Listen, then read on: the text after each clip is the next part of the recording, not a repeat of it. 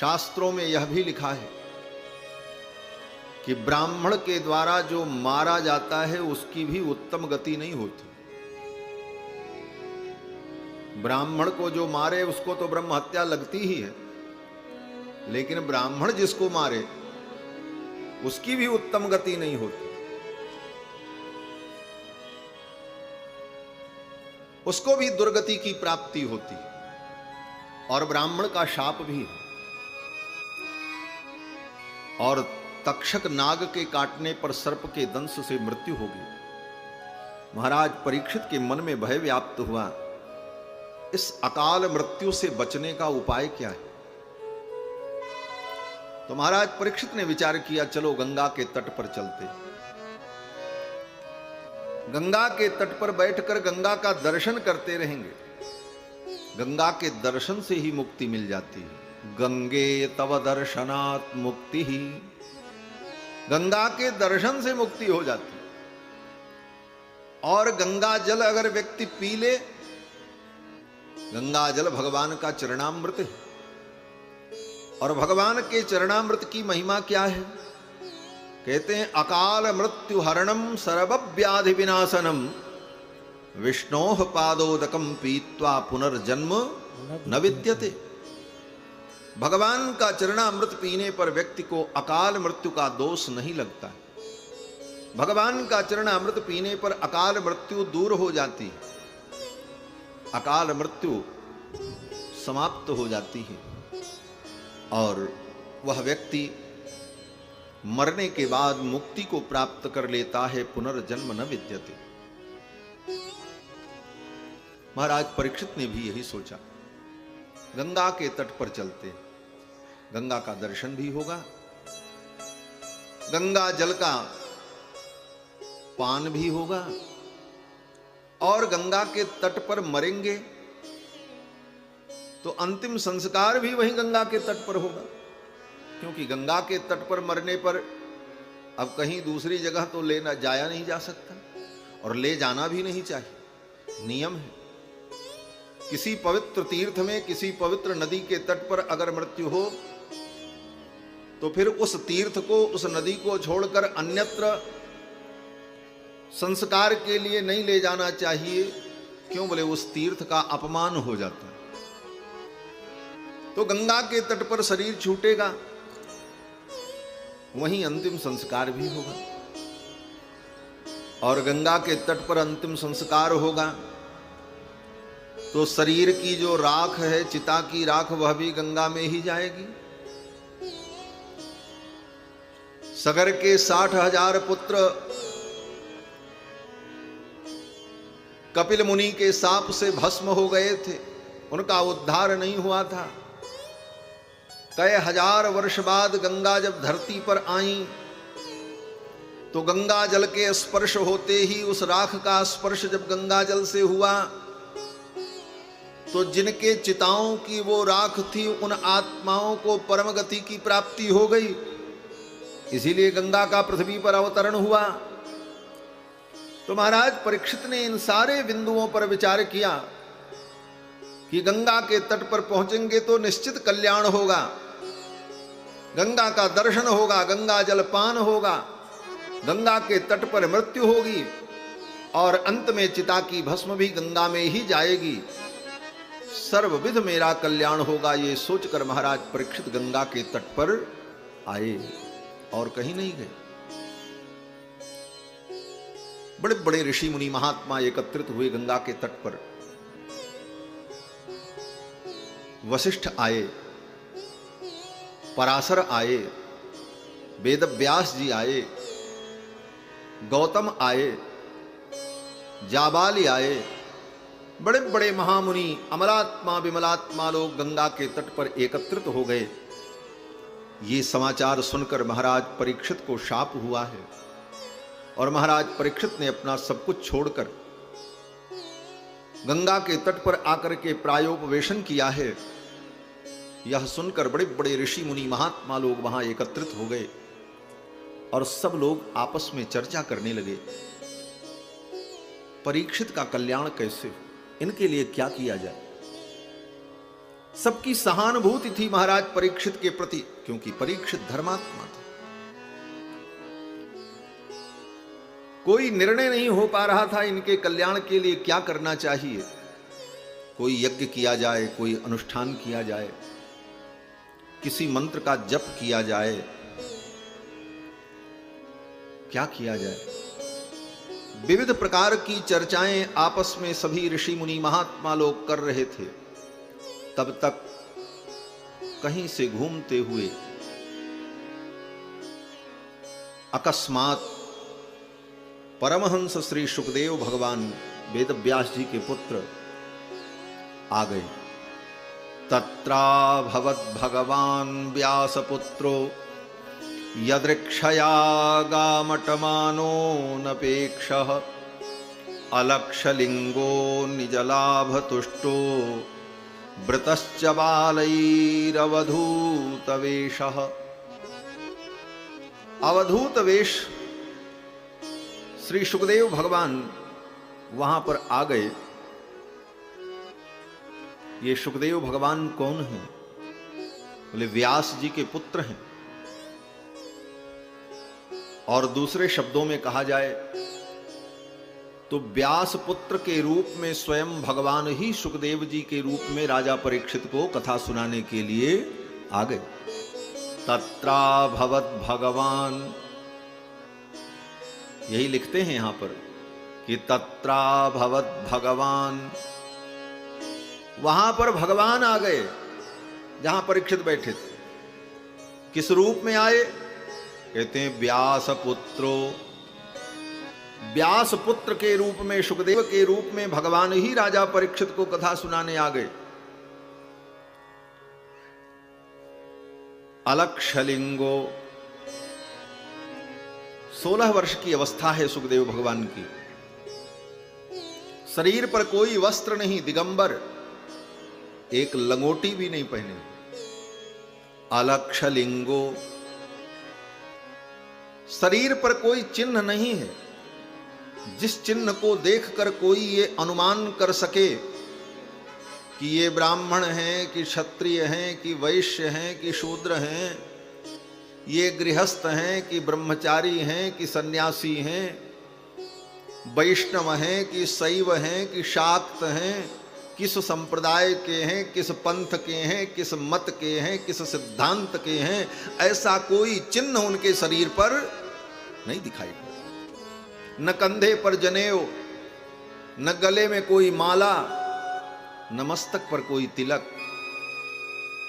न गेरुआ वस्त्र, न दंड, न कमंडल, न आसन, न मृगचर्म, कुछ नहीं, दिगंबर। अलक्षलिंगो, कुछ नहीं है, कोई चिन्ह नहीं, कोई पहचान नहीं। अलक्षलिंगो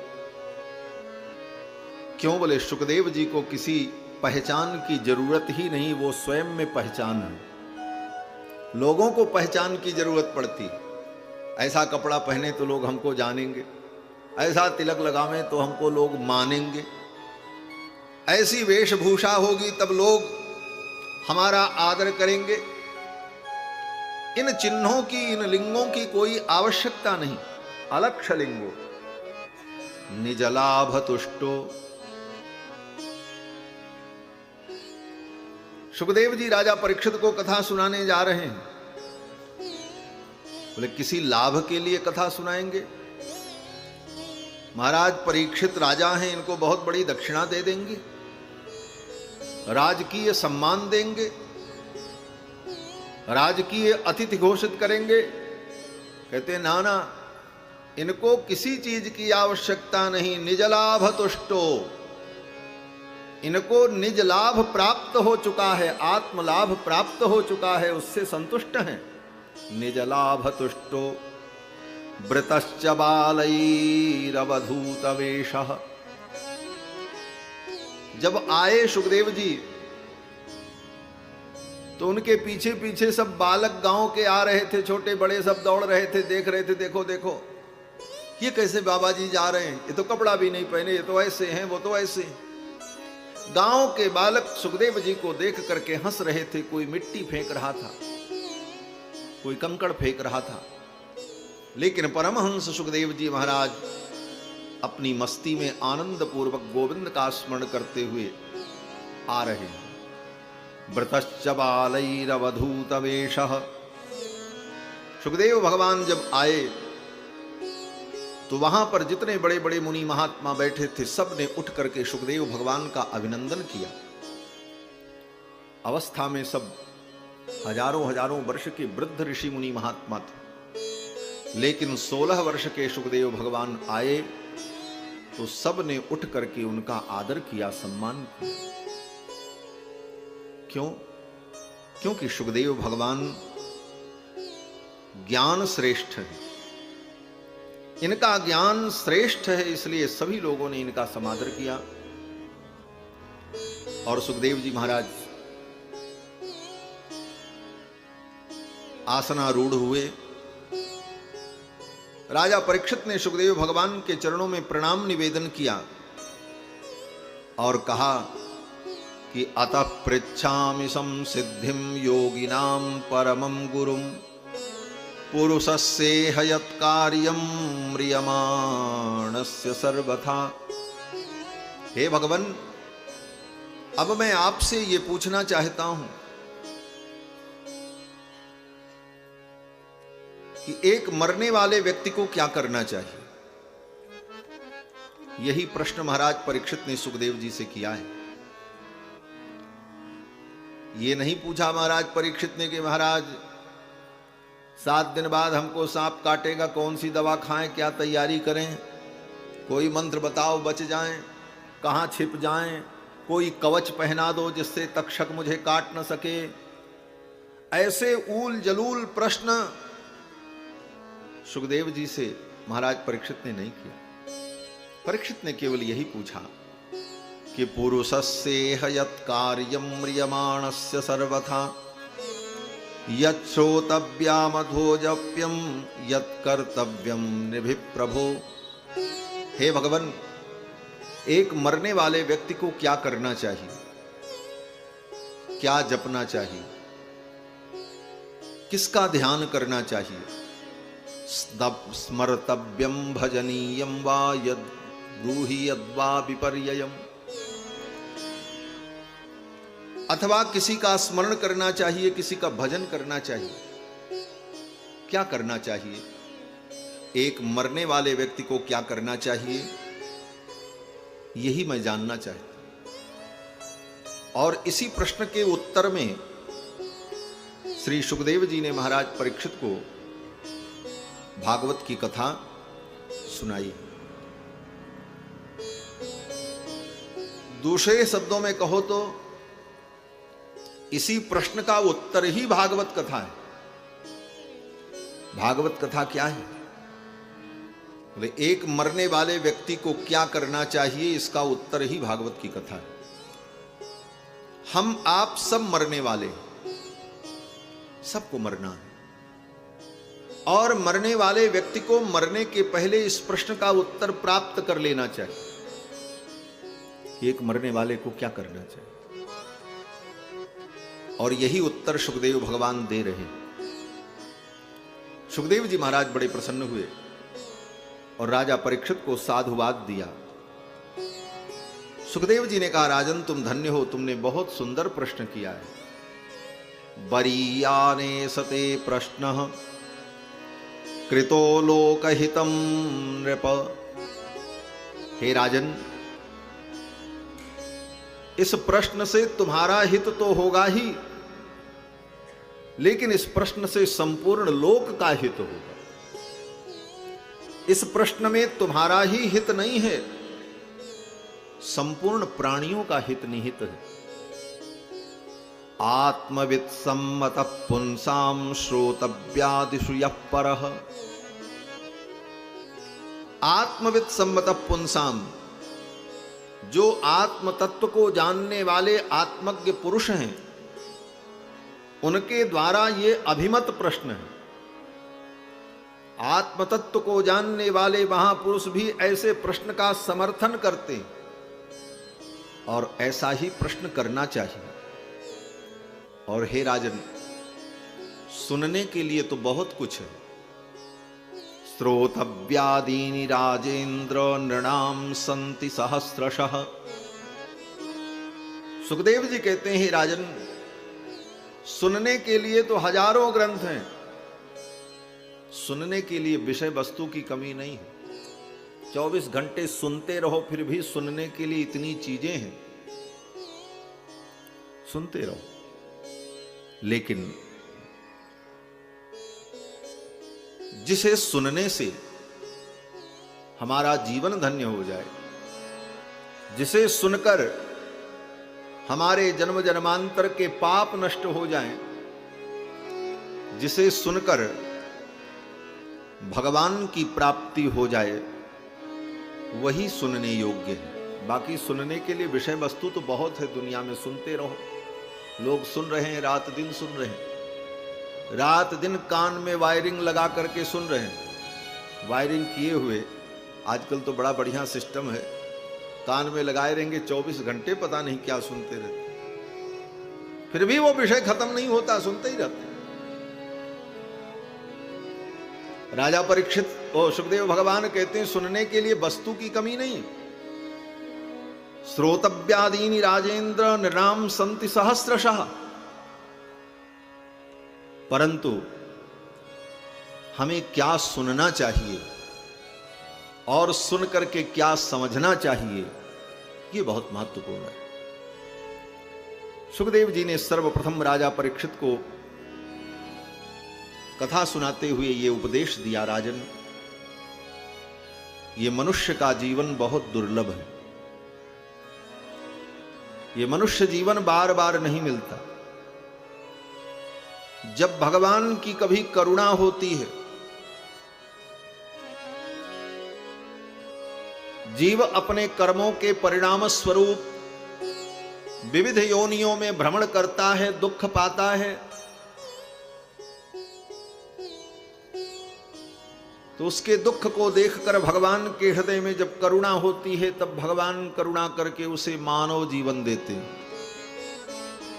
गोस्वामी तुलसीदास जी महाराज लिखते हैं, कबहु की करी करुणा नर देहि, कबहु की करी करुणा नर देहि, देते ईश बिनु हेतु सनेहि, देते ईश बिनु हेतु सनेहि, देते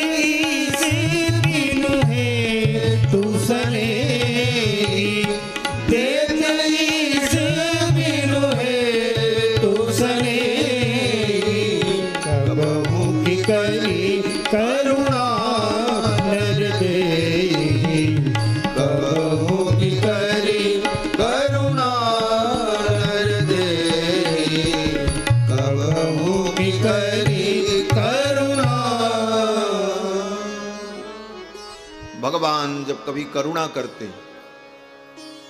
एवं संसृति चक्रस्थे भ्राम्यमाणे स्वकर्मभिः जीवे दुःखाकुले विष्णोः कृपा काप्युपजायते।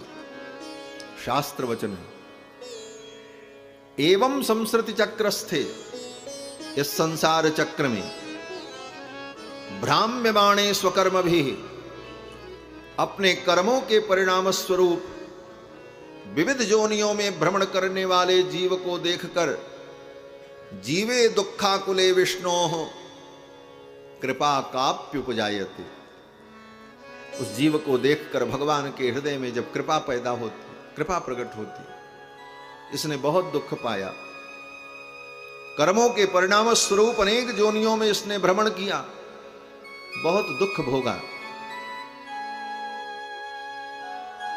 एक बार इसे किनारे लग जाने का, मुक्त हो जाने का मौका दिया जाना चाहिए। जैसे नदी में, नदी के प्रवाह में अनेक वस्तुएं बहती हैं, लेकिन कभी कभी ऐसी करुणा होती है कि एक लहर, वायु का ऐसा प्रवाह आता है, एक लहर ऐसी जबरदस्त आती है कि उस वस्तु को किनारे लगा देती। किनारे लगने की कोई योजना नहीं थी, संभव भी नहीं था, उस वस्तु के अंदर कोई ऐसा प्रयास नहीं था कि वो किनारे लग सके, लेकिन अचानक एक लहर आई और उस वस्तु को, बहती हुई वस्तु को किनारे लगा दिया। उसी प्रकार ये जीव अनेक जोनियों में भ्रमण करता रहता है। भगवान की करुणा की लहर आती है, भगवान कृपा करते हैं, इसे 84 लाख योनि के किनारे ला करके खड़ा कर देते हैं। कहां? बोले मानव योनि में। ये मानव योनि, और इस मानव योनि में भगवान ने बुद्धि, बल, विवेक, शास्त्र, सत्संग, सत्पुरुष, ये सारे साधन दिए, और उन साधनों में ये शरीर ही स्वयं में एक अद्भुत साधन है। नर तन भव बारिधि कहूं बेरो, सन्मुख मरुत अनुग्रह मेरो। और इसे पाकर हमें क्या करना चाहिए?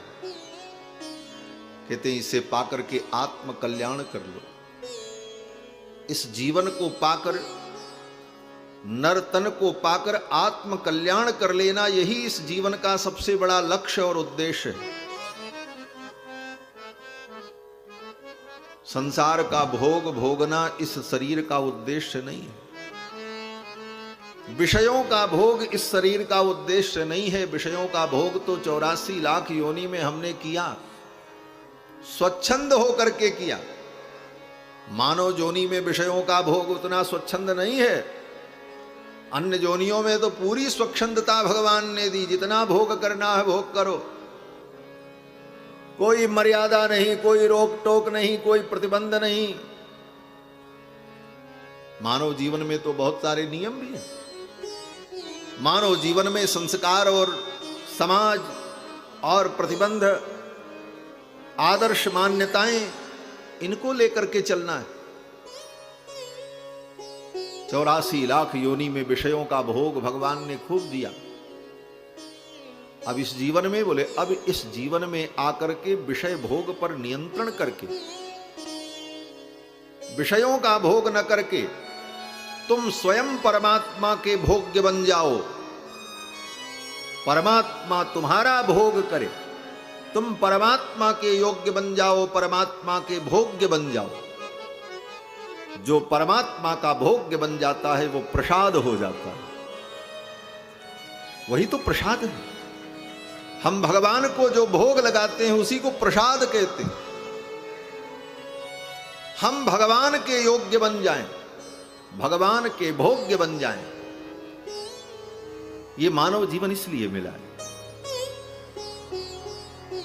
नर तन कर फल विषय न भाई, स्वर्गहु स्वल्प अंत दुखदाई। लेकिन इस जीवन को पाकर के हम क्या कर रहे हैं? सुखदेव जी कहते हैं, राजन, इन संसार के प्राणियों को देखो। 100 वर्ष की औसत आयु मिली है। मनुष्य का जीवन अधिकतम 100 वर्ष। वो भी 100 वर्ष सब नहीं जीते। 80, 85, 70 इतने में जो है लटक जाते। और उसके अलावा भी कब जीवन समाप्त हो जाए कोई ठिकाना है? औसत आयु 100 वर्ष की मिली है, और उस 100 वर्ष की औसत आयु में व्यक्ति का आधा जीवन तो सो करके बीत जाता है। क्यों? बोले 12 घंटे की रात, 12 घंटे का दिन। और बचपन से लेकर मृत्यु पर्यंत अगर औसत निकाला जाए तो व्यक्ति का आधा जीवन सो करके ही बीत जाता है। क्योंकि बचपन से, जन्म से अगर जोड़ो तो जन्म जब लेता है बच्चा तो कहां हमेशा तो सोता ही रहता है, खाली दूध पीने के लिए जगता है, फिर सो जाता है। आगे बड़े होने पर भी खूब सोता है, बुढ़ापा आने पर बोले भले नींद ना आवे फिर भी बिस्तर पे पड़े रहता है। तो सारा औसत अगर निकालो तो मनुष्य के जीवन का आधा समय तो सो करके बीत जाता है। इसी बात को सुखदेव जी कहते हैं कि निद्रया ह्रियते नक्तम व्यवायेन च वावयः। आधा जीवन तो सो करके चला गया, निद्रया ह्रियते नक्तम, रात्रि सो करके बीत गई और दिन, बोले दिवाचार्थे हया राजन कुटुंब भरणेन च, और दिन बीत जाता है कुटुंब का भरण पोषण करने में। परिवार का पालन पोषण कैसे करें, कहां से दो रोटी लावें, कहां से कमाएं, कैसे करें। दिन बीत जाता है कुटुंब का भरण पोषण करने में, रात बीत जाती है सो करके, और इसी प्रकार जीवन का एक एक दिन बीतता चला जा रहा है। और बीत गया, आधा से ज्यादा हम लोगों का बीत गया। अब तो चला चली का समय है, कब कौन चला जाए कोई ठिकाना नहीं। इसी प्रकार जीवन बीत जाता है, लेकिन व्यक्ति अपने कल्याण के लिए, परलोक के लिए नहीं सोच पाता, इसी लोक के लिए सोचता रहता है। यहां क्या करना, घर बना लें, मकान बना लें, जमीन खरीद लें, ये काम कर लें, वो काम कर लें, और यहां जो भी हम करते हैं वो यहीं रह जाता है, आगे वो कुछ काम भी नहीं आता। यहां के लिए ही हम करते रह जाते हैं, वहां के लिए कुछ नहीं सोच पाते, जो आगे की अनंत यात्रा होने वाली है। सुखदेव जी कहते हैं, राजन, इसी में व्यक्ति का पूरा जीवन चला जाता है।